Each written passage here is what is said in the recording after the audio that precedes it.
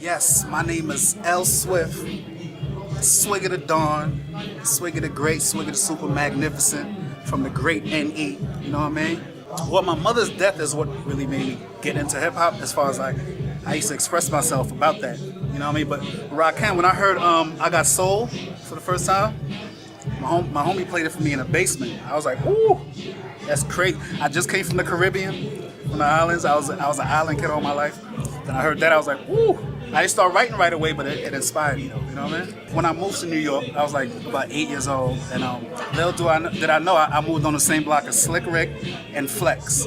Flex lived next door to me, and Slick Rick lived down the block, you know what I mean? This is like in 85 or something like that, so it's like, you know, it was high Slick Rick time. I just know he used to walk down the block with the crazy jewels in the regular neighborhood, you know what I mean? Like, big up to Rick. That's one of my favorite first memories ever. I recently started listening to country music, right?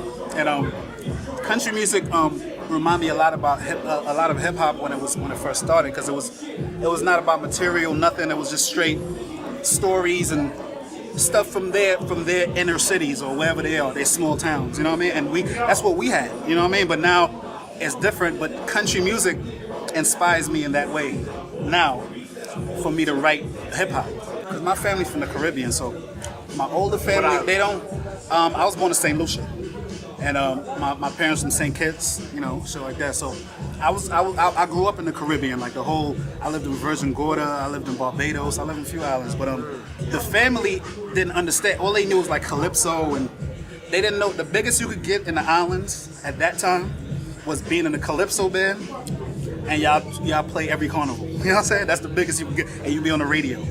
But they didn't understand what I was doing, which is like a music business, which is like a different thing. You know what I mean? So a couple of them understand now, but most of them still don't. Where I'm at right now, which is rebranding my group Natural Elements. You know what I mean?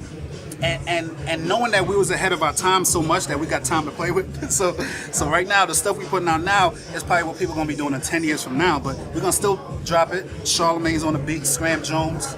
We just want to make sure that we can last as long as we can last beyond our deaths, beyond when we're not here no more. So if we could do a good 40, 50 years of beyond when we're dead, people knowing about us, then that's what